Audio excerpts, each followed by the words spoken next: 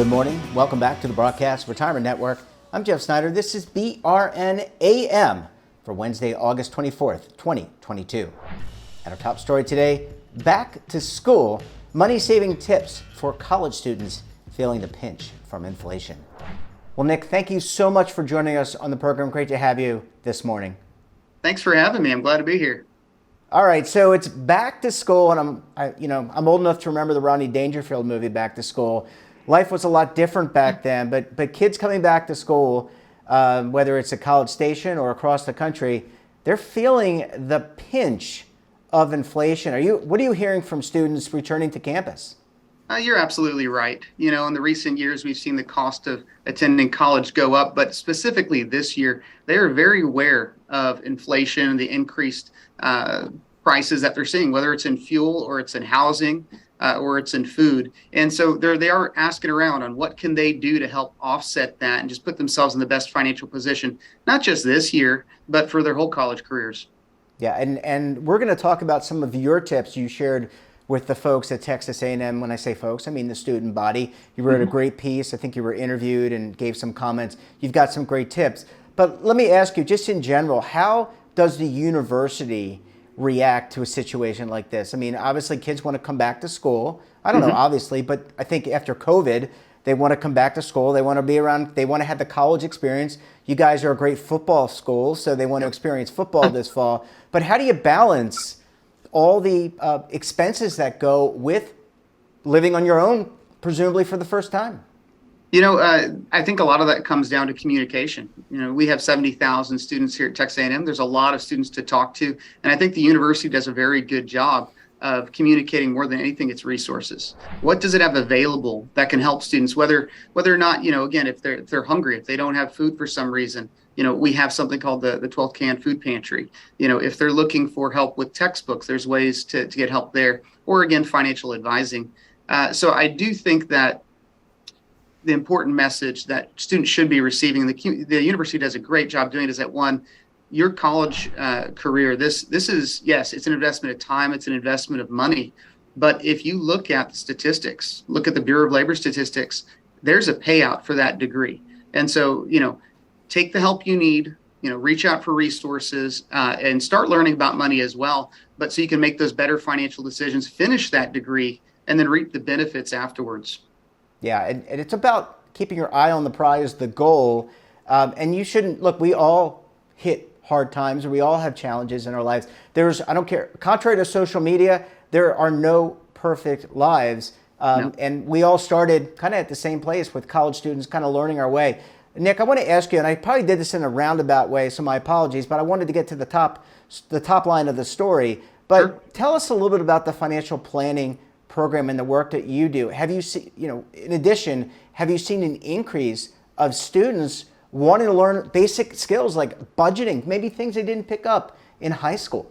Oh, absolutely, 100%. So when we look at formal financial education, there's not as much in the high school or even K through 12 sphere as the students would like.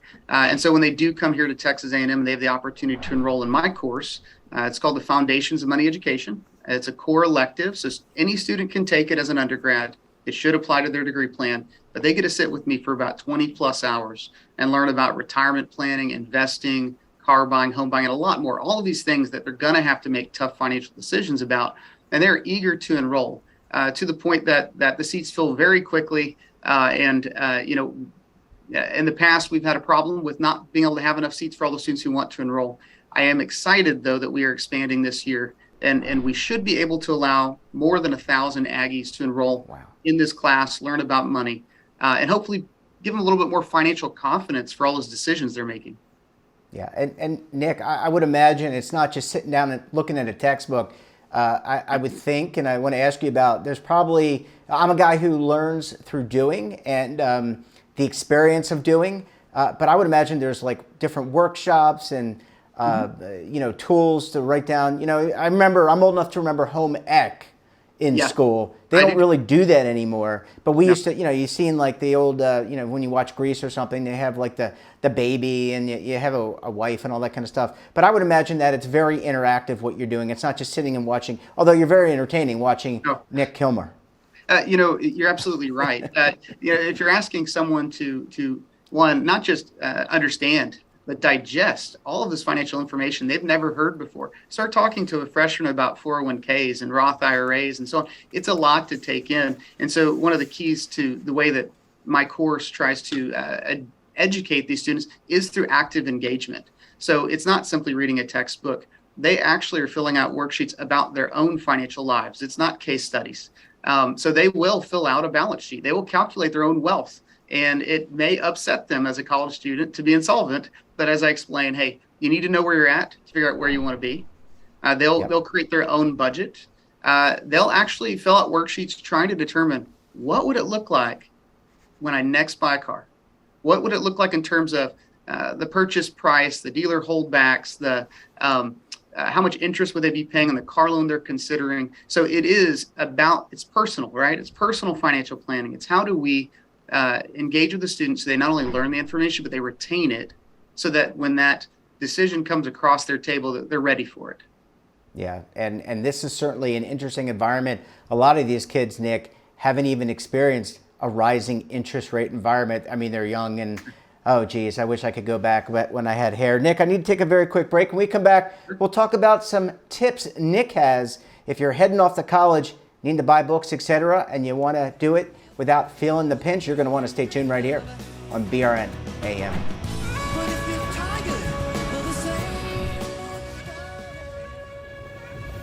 Imagine a new television network that will make you richer, healthier, and in control of your financial future.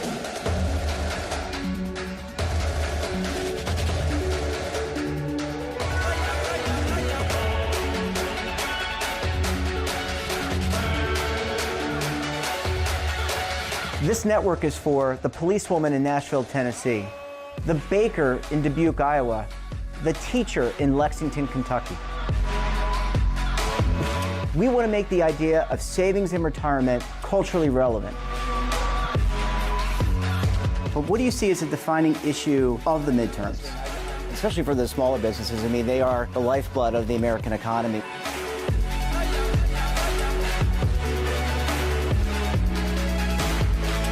Featuring exclusive interviews, current affairs, and docuseries. 33 years old, you retired early. The philosophy is money only matters if it helps you live a life that you love. But you got to start thinking about retirement as soon as you get in. The Broadcast Retirement Network will drive very high engagement with premium partnerships. So this isn't retirement and savings for your parents or grandparents. This is for all Americans. And we're going to change the way you think about money.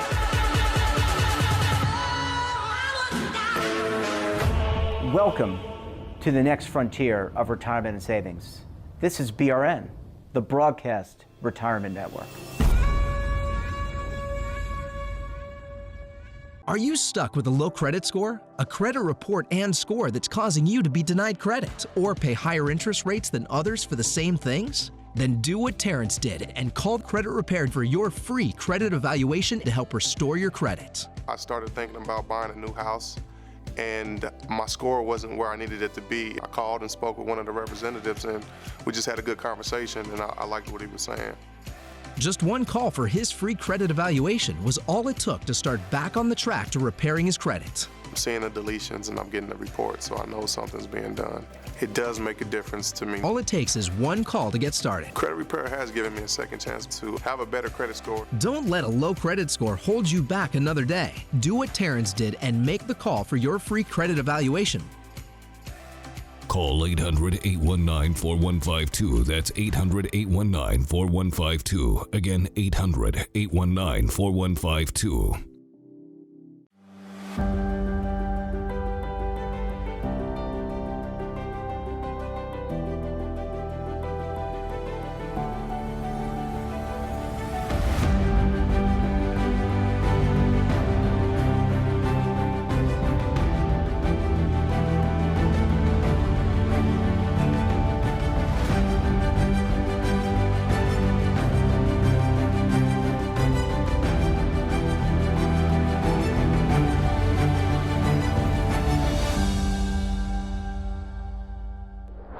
Welcome back. We're talking this morning to Nick Kilmer, who teaches financial planning at the Texas A&M Department of Agricultural Economics. Nick, thanks so much for staying with us this morning. Great to still have you on the program. Thanks for having me. I'm glad we haven't chased you off. Let's talk about just the importance of financial education and just going back to what we were talking about in segment one. Are you finding that a lot of these kids, I'm going to use that term, they're adults, but they're younger, way younger than I am. So are you finding that these kids come out of school knowledgeable, and this is just the capstone course, or do they have a large room to grow in terms of financial planning and education? Oh, no, it's very much the latter. They have a large room to grow, and they know it. I will say that students that I teach, there's a spectrum. You've got some students who had the cultural capital. They had parents who educated them when it comes to banking and credit and so on. And then you have others, especially some of our first generation students who don't have that cultural capital. So they're coming from a very different extreme when it comes to financial knowledge. But the problem is that they're all facing similar financial decisions. And so that just really lends to that stress. So, when it comes to how do I get from where I'm at to a place of what's called financial well-being, it all starts with money education. They need to be formally educated about money to learn these things so that when they come across these financial decisions that are plaguing them, they can maybe not make the best decision, but at least a better decision. And then that in turn will slowly lead to a better financial situation. And what you and I probably know that to be is wealth. How do they aggregate wealth? And they do that by, one, budgeting and growing that net income and then applying it to growing wealth. But it all starts with having the knowledge to make the right decisions as they're making them every day, day in and day out through their college career. Nick, before we go into your tips, I want to ask you two questions. All right, I want to ask you questions about meme stocks. A lot of these kids, maybe during the pandemic, maybe traded on GameStop and some of these other stocks. That's one. And then I want to get your thoughts on cryptocurrency. How does it fit into the curricula? Because, this has been something, blockchain and crypto, it's not just, hasn't been here just 6 months. It's been here for quite some time. So how did the meme stock conversation fit in, and then the cryptocurrency conversation? Well, we talk about just financial planning in particular. The expectation is that before you give specific advice to someone that their personal circumstances. That's just being someone who's taking their actual well-being into account. So when I advise students or when I'm educating them in the classroom, I am speaking broadly. I am trying to speak to the middle. So when we talk about what you said, meme stocks, you're right. They have heard of that. Some of them participated in it, and they understand that that's risky business. In some cases, it's speculation. And so we discuss what is speculation versus what is actual investing, and understanding the financials behind a company. Why are you investing them? And then, hopefully holding on to, one of Warren Buffett's recommendations, hold for the long term, not thinking about this as just day trading, especially from a student's perspective when they don't have the liquidity you and I have typically. They don't have our wealth to fall back on when that stock fails. So I come from a conservative perspective and educating them when it comes to meme stocks. The same thing goes for cryptocurrency. You're right. It has been around. I personally think it's probably here to stay. But at the same time, these students are in a position where, $500 could make or break if they're able to finish their college careers. And so I explained to them, understand that is risky. And so, perhaps what you should be focusing on instead is first an emergency fund. And any money that you put in, whether it's a meme stock or it's crypto, et cetera, should be money that you don't need to finish college, that you don't need for tomorrow's rent, because otherwise that will upend your life. So I'm not saying don't go invest. And I'm not saying don't invest in cryptocurrency. I am saying treat that as one of your more high risk categories and make sure that you have liquidity. Make sure that you're not affording these high risk investments by leaning on debt, which some do. Some consider the idea of let's take out a bunch of debt in order to go invest it. Well, as you and I both know, that debt comes with an interest rate. It comes with some fees, et cetera, attached that are guaranteed. You must pay them. That investment doesn't guarantee anything. So that's the perspective I come from.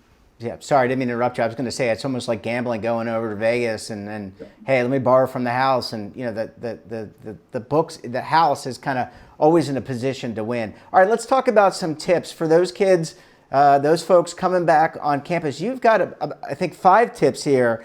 Number one, start budgeting your money, but you give us the tips. You run through what you come up with for kids coming back to school, first time college students. What do they need to do to be successful right now? Absolutely. A lot of times college students think there's nothing they can do. And there is. There's action you can take. And one of the first steps is to start budgeting. And that, to a lot of students, that's this word. They don't want to discuss it. They don't know what it means. Very simply, you need to know where your money's coming from, your income, and where it's going, your expenses. Make a plan for that in the future so that you can grow that net income, your savings each month, and then apply it to growing assets, the things you own, and paying off your debts. That therefore is growing your wealth. So budgeting is the key to growing wealth in my eyes.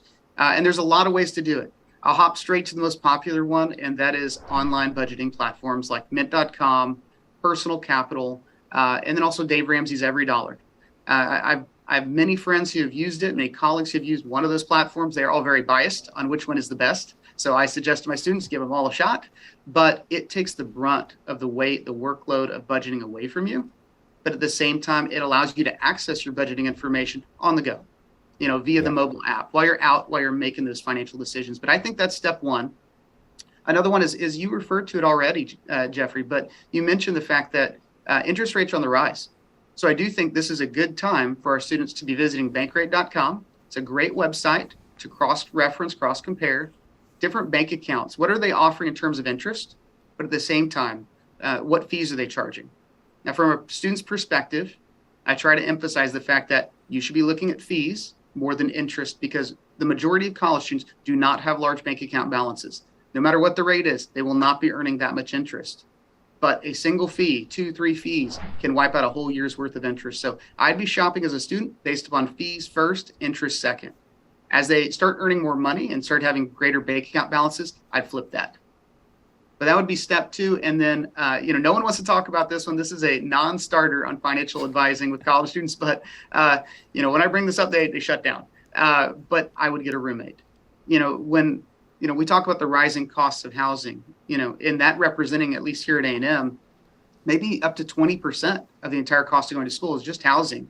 If you can get a roommate, you could save thousands of dollars in a single year. So I think it's too big of a component of the cost of going to college to just write it off and say, nope, I want my own 2-bedroom apartment, et cetera, 1-bedroom apartment. I would find a roommate.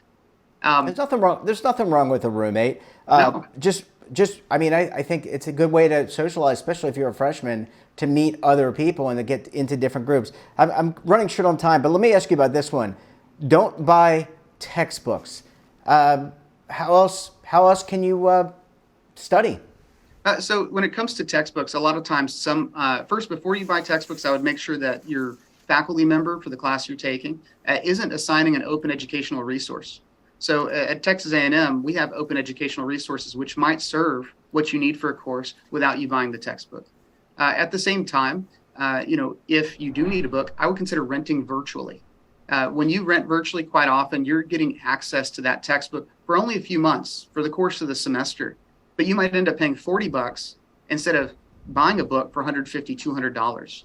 And so that's a huge amount of savings. And then I would look and find on your campus, is there any campus programming to support getting free textbooks? Here at Texas A&M, military affiliated students can access free textbooks through our Aggie Shields Lending Library, which is a part of our Veteran Resource and Support Center. There might be something like that on your campus, and it could save you thousands of dollars over the course of your college career. Yeah, I mean, these are all great tips. And by the way, Nick, these are tips that will serve you well when you get to reach my age or our age, right? I mean, when you get to be, these are money tips are true whether or not you're a younger person, a mature person like us, and into your later years. Nick, we're going to have to leave it there. Great to see you. Thanks so much for joining us, and we look forward to having you back on the program again very soon, my friend. Great. Thanks, Jeffrey. It was good talking with you. That wraps up this episode of BRN AM. Have a topic of interest, someone you think we should talk to, drop us a line. And don't forget, for all the latest security news and lifestyle, wellness, finance, tech, so much more, all in one place, check out today's edition of our daily newsletter, The Morning Pulse. Want to search our archives, check out our latest content, we'll visit our website, that's www.broadcastretirementnetwork.com, and of course, visit our streaming partners. You've got over 300 to choose from. We're back again tomorrow for another edition of BRN AM. Until then, I'm Jeff Snyder. Stay safe, keep on saving, and don't forget, roll with the changes.